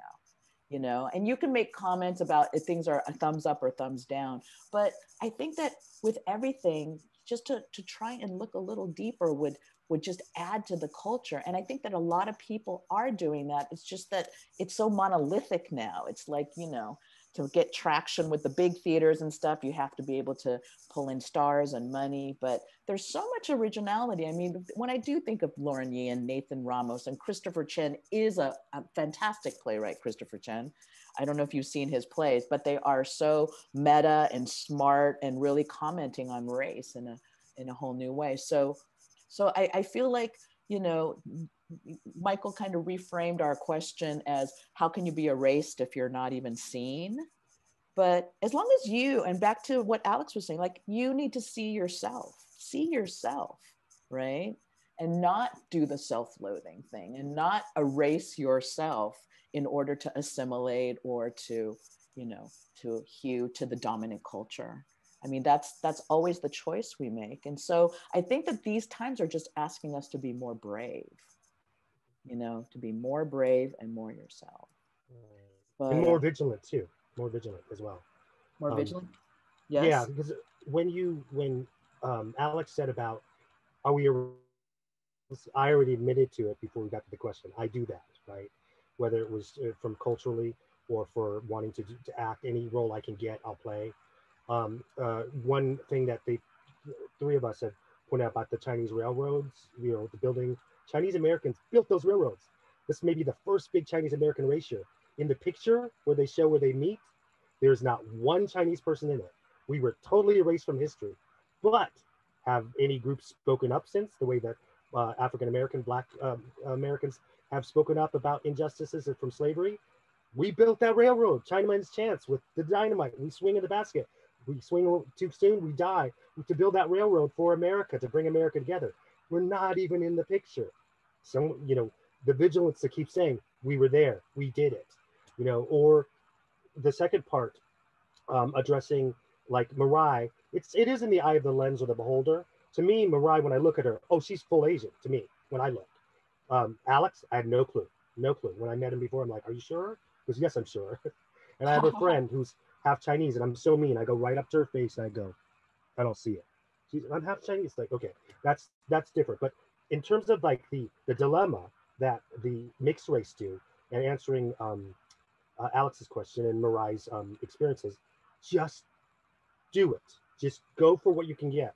I always tell my white friends too, don't cast it for them. If they think they're wrong, don't cast it for them. Just do your thing. That's helped me throughout my career. Even recently, there was the TV show Atypical on Netflix. There was the scene had a character, any character, had to be older because there's an age reference. It had to be out of shape. I looked out around the rooms like, oh my God, I'm not old and fat enough. I'm not old and fat enough. Only in a casting was you wish you were older and fatter, which I did. And I finally said, shut up, you're old and fat enough. And I booked it, right? And then they did little tricks to make me even look fatter and older. But so don't cast it for them, for my mixed race people. I did a short film for my friend Ron, who's half Filipino, called Mestizo. Mestizo is another word like Hapa. And, you know, I got the two scenes, he had white casting directors saying he wasn't Asian enough. And then he was performing, me and another assistant were both Asian. We're like, oh, no, don't do that, you know, being too Asian, you know, stereotypical. So that dilemma is real as actors and artists for Mirai and Alex and other people. But just my implorement, it also goes with what Alice says, the talent, just do your talent, show your talent anywhere you can. Don't worry about it. Don't cast it for them. You keep getting experience. Adding in Sandra Oh, you guys are a little too young, remember? Her very first film is this movie called Double Happiness. She's Canadian. Did you know that? Shocker. And she is a Canadian film. Double Happiness. She's an actress in it. But go back and rewatch it. Watch what her character does. You know, she does things from Tennessee Williams and stuff in it.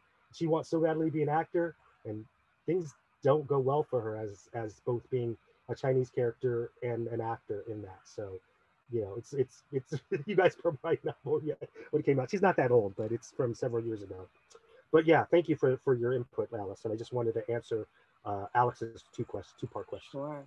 I thought we might finish up with the story that you were telling me, Mariah, about your drowsy chaperone. Was it at the Morgan-Wixson? Yeah. That you guys, let's finish with the Morgan-Wixson theater story. Since I mean, it's just you know, it's like we're here. You guys are so generous to allow us in on this conversation, and so let's unpack that one. That's so funny. Explain for the audience. Okay, so for those of you who didn't see Drowsy Chaperone or have not seen it, there's at the beginning of Act 2, there's a parody, let's say, of, I guess it's a parody of The King and I, right? Of like this white woman, the drowsy chaperone comes in and is, you know, with all these Chinese people. Nico can explain it better than me. Anyway, I heard it on the soundtrack before auditioning, and I was so shocked and like offended by the song. I texted Daniel Coe, who was music directing, and I was like, what is going on? Because I almost didn't want to audition for it. I was like, what is going on here? What was the song? Like, do you remember? Nico, you can chime in too. Do you know? It's from a nightingale. That's how. Yeah, it's called Message from a Nightingale. It's very referential to The King and I, and like you were saying, it's the like emperor of the palace and his American elocutionist. They fall in love, and there's all this thing, but it's written to be very stereotypical of how the culture was presented in the 1920s. And the authors of Drowsy Chaperone were making a comment about this. Yes. Right. Yeah. And it's like supposed to be making fun of the yellow face and sort of admonishing this practice that happened, right? So great. But in our production, Nico was the choreographer, Christy was the director, she's on the attendees here. The two who sing in it were my character and Adolfo, and we both the actors who were cast happened to be Asian, right? So then, wait, was the rest of the cast not Asian? No, there was like a sprinkling. Okay. Mm-hmm. Sprinkles of ethnicity. No, it was a very like multiracial cast. Okay. But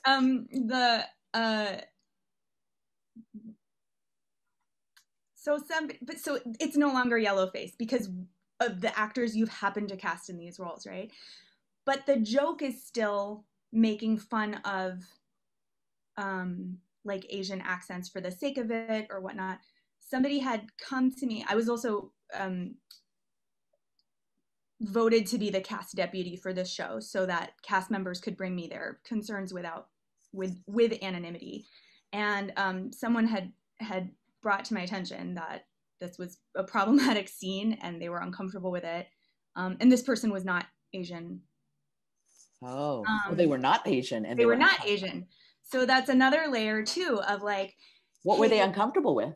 That it was just for the sake of a laugh, of like a cheap laugh, to put on these costumes and speak with these accents, and that it wasn't really for the story, which I think were all fair points, right? That's a lot of what we see in representation in film and TV that we're against, is that, you know, just for the cheap laugh, you're going to talk like that, not because the character has English as their second language, for example, or whatever. So yeah, it was like a Caucasian actor being uncomfortable portraying Chinese characters for this purpose. At the same time, so it was brought up for discussion of like, are we uncomfortable doing it? Do we still do it? Do we cut the number? But then also, it's not yellowface in our production, but also we don't want to erase the history that yellowface was a thing that happened. We don't want to like romanticize the past of theater and say, oh no, like that never happened. We've always been PC in the theater. Like, we don't want to say that either. So it was like a big discussion. And yeah. Nico. I think the difficult thing too is that in the monologue that falls, so basically, spoiler alert, so he puts on the Act 2 side of the record, and it's the wrong record. It's a completely different show. And then he has a monologue because the guy goes to the bathroom and then he comes back and he's like, oh no, this isn't the right show. And then he has a talk where in the monologue he says, this is what that number's this is the show the number's actually from. And then he talks about it was a highly offensive, blah, blah, blah, that was a kick in the face to 2,000 years of Chinese history, right? So the way that it's structured and the way that I kind of perceived it was that we're presenting the horrible joke, and then it is being explained by the narrator of the show why it's offensive. The problem is in the script, that line kind of feels like a throwaway. So it's one of those like blink and you miss it kind of things. Mm-hmm. You really need a receptive audience for them to hear that he's saying this was horrible. It has some good music, but the show, like the show within the show, is like terribly offensive to the history of this culture. Mm-hmm.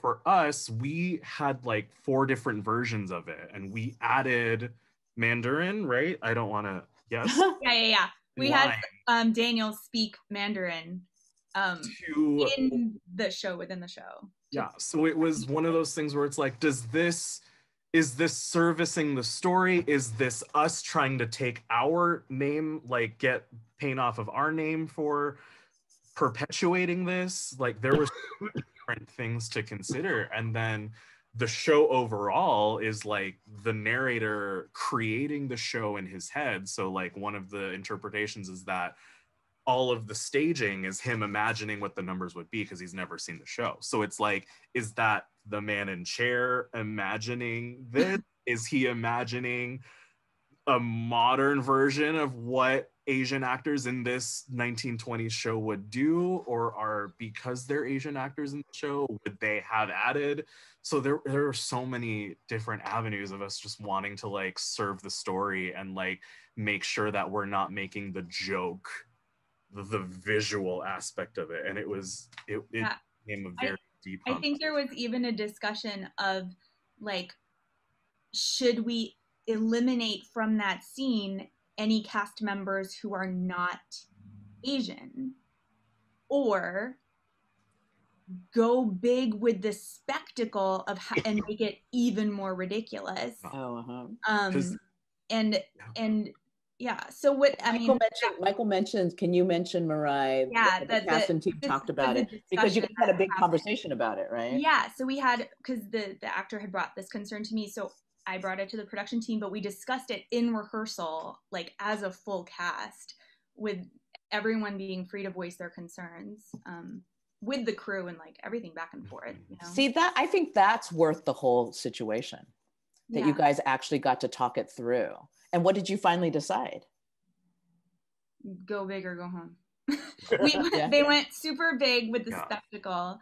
And then also we added the Chinese to just be like, hey, by the way, like we are actually Chinese characters, Chinese actors on stage. Right.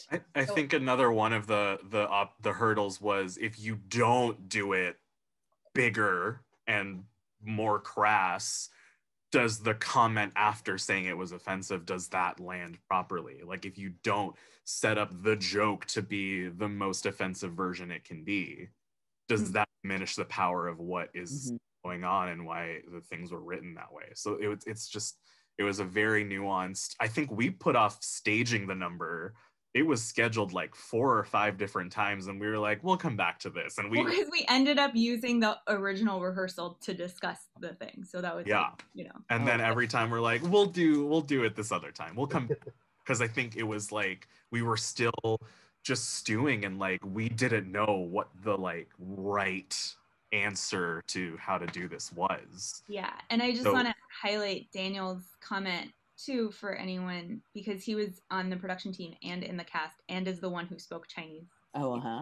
So yeah. What does he say?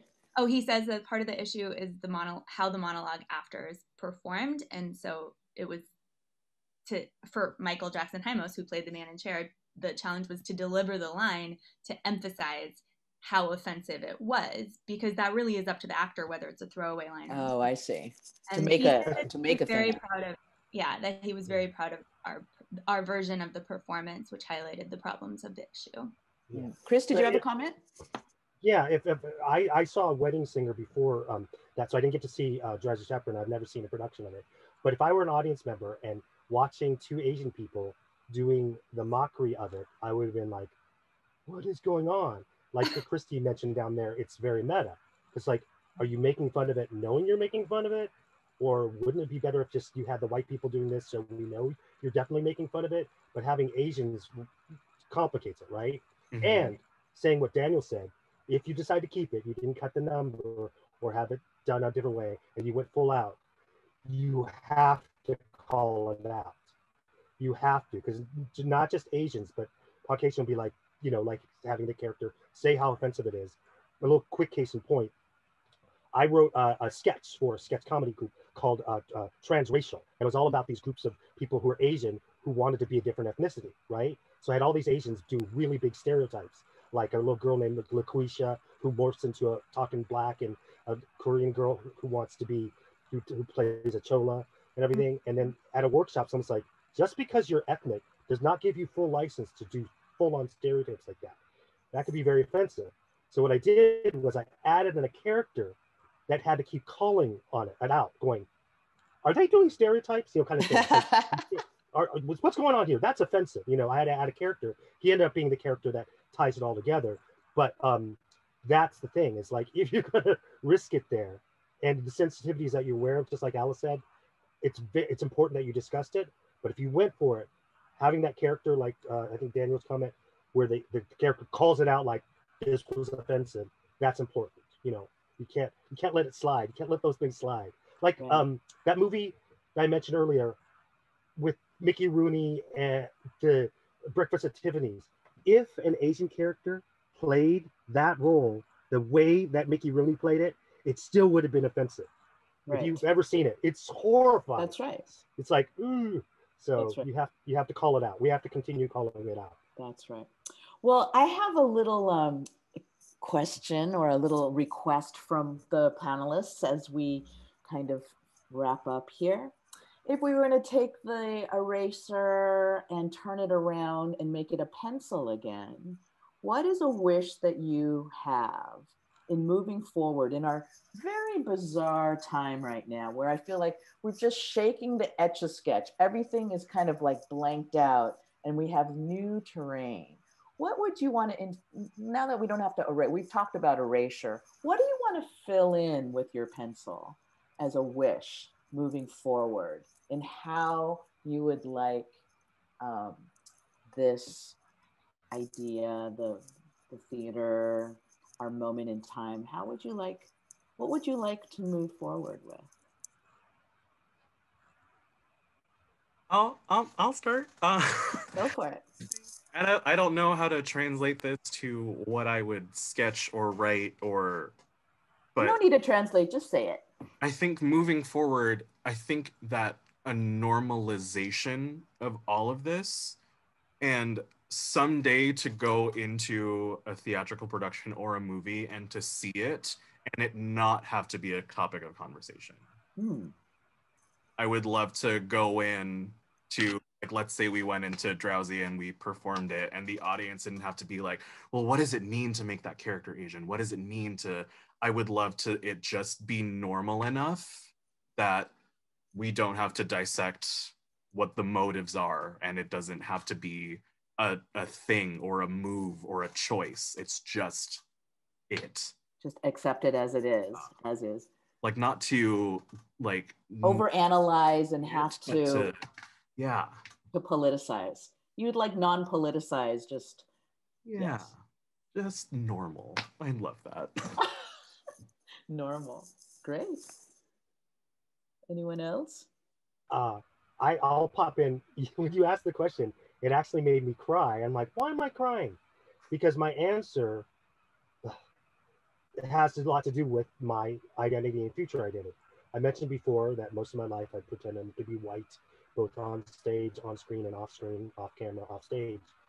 And my pencil for myself, in terms of my Asian erasure, is to draw back in my Chinese identity, my Chinese culture. I'm only second generation, yes, certain things assimilate me a lot. But what made me cry is I can have that power to draw back in my connection to my Chinese ethnicity, and I will proudly do that. I won't be ashamed of it. I won't, what Alex said, am I doing it to myself? Part of it was, but part of it was cultural. So to draw back my Asian erasure with my pencil, my magic pencil, is to connect with that. And I, with all of you guys too, like Mirai, she didn't have an issue with it, but when I found out Mirai was she's Malaysian and British, how cool is that? So that I've never met anyone like that. Or even Nico. I have never, ever met not one single Filipino, especially a second generation one, who doesn't speak any Tagalog. They can do full Tagalog and do the accents when they speak in English too. All my Filipino friends can do it. And so, but that's his identity. So just own what you got. And in terms of cultural stuff, I said it on the last thing is, just got to keep calling it out. And also with Nico, I do like, because millennials, what I love about you guys, because we find out that I'm the non-millennial of the young group, is they bring back some more of the sensitivity, right? So I grew up where, like I said, maybe we were ignoring it. So, but to get to that place where we don't notice it and we don't care, we're just doing it, right? As artists, we're just doing it. There's no motive behind it. So that's what I wanted to say. Wonderful. As you're formulating your answers, I see that Daniel says, for his penciling in more roles, scripts, production teams, productions that tell our stories authentically. That's what I would wish for. Yes, that's a good idea. And in the audience, if you guys have anything you want to pencil in, go ahead and put it in the chat as Kenton and Mirai respond.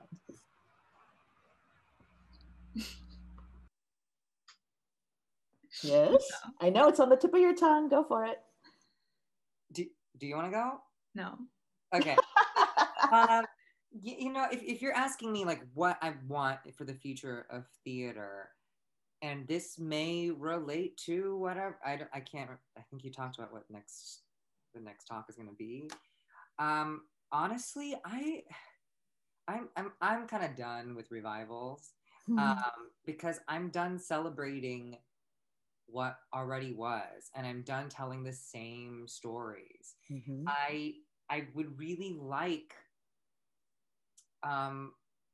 theater, because I don't know if we talked about this here, but so much of theater companies is really about servicing this audience that is very white, that is also kind of leaving theater. And instead of chasing after this audience, I think it would be wise for theaters to expand and to actually invest in new voices that actually speak to the communities in which can expand what theater can do. Because I think everything that we've talked about tonight are things that, yes, we sometimes do to ourselves, but are really, really, nuanced and cultural things that we as artists have the power to change by telling our own stories, by being authentic, by bringing other voices into it, by bringing our stories into people's homes and into people's hearts. And we can't do that if we don't invest in each other. And that's why I really feel like, voices like Lauren Yee, voices like you, Alice, are so important for us to move forward. And I want to just invest in that. I want to see theater companies be like, I want that new work. I want that story. And let's bring this here to Tulsa. Let's tour that, Yes, wonderful. Oh, wonderful. Mirai, what do you think? Gosh, I love what everyone said. And there's just, it's so funny because my family is still in Asia. And I often have to contend with the question of, why do you stay there where it's so hard when everyone on stage here looks like you? So yeah, I guess it's the same thing Daniel said of like more of everything, more of opportunity. Because in many ways, I do feel like I tell the Asian American story more than I tell a Singaporean story. That I've never really felt Singaporean, because I'm not, but that America is like part of my story more than that now. What would I write in? I would write in so many Asian actors in the waiting room that I don't have to play the one Asian role in the show. Oh, that's great. You should write it. Oh my gosh, Mirai, you should write it. The waiting room. I will. Yes, I'm gonna write do that it. down. Do You think it. about That's your dream wonderful. roles and like, because the role would be like so just cardboard and generic, and everybody in the waiting room is like so full and ebullient and themselves and wonderful. Do it. You just came up with a play idea. I love it. I didn't know that. Thank you, Alice. I'll call you. I'd love to audition for that. So thank you very much. I think I would pencil in, I would just ask for, in general, I just would love for people to listen a little bit more deeply and just to give attention to the nuances. I mean, I feel like that's what great theater, great literature is about, teaching us how to appreciate nuances and not just like, something that is marketable and sellable and clickable and baitable and, just the nuances, the smaller. So like just deeper listening and patience with people, and not snap judgment, just patience and giving full attention when you're there, and not just, the rainbow roll call. Oh, red present, yellow present, orange present, all the colors are present. No, look at each color deeply and give full attention. Definitely. All right. Does anyone else have? Yes. Yes. Everyone wants to audition for your play already. That's great. Beautiful. Well, Thank you so much, everybody, for giving your hearts and your minds and your wisdoms. This is wonderful. Thank you to Michael and to the Morgan-Wixson Theater for making such a great space. Thank you so much. Alice, this was wonderful. Thank you so much for leading a beautiful community discussion. And I see that Nico's doing the next discussion. Nico's going to do the next one, which is Nice. Revivals and Remounts, the problem with romanticizing the past, which is touched on. And is it going to be February? Because it said January 25th. Is it going to be February 25th? Yes. It's January 28th. Today. Yes, that was an error on me again. Yes, it is in February 25th. Yeah. Awesome. I also want to mention Selena in the Q&A added, I want to see more stories exploring the racial complexities between Asian and Black characters. I feel like we do not often talk about that, especially since we brought up the whole concept of racial triangulation, and everything that has happened this year really brought it all to light. I want to make sure we heard Selena. Maybe it's time to produce Kimchi and the Chitlins. And Leah Nanenko Winkler, Kentucky. All of her plays are very Asian and Black too. Wonderful. Once again, we do these community discussions the fourth Thursday of the month, and our play readings are the second Thursday of the month. So please come back and join us. To our panelists, this was really wonderful. Great to have everyone here. Thanks to the audience too. Thanks for coming on and participating. Have a beautiful evening, and good night. All right. Good night, everyone. Write it down.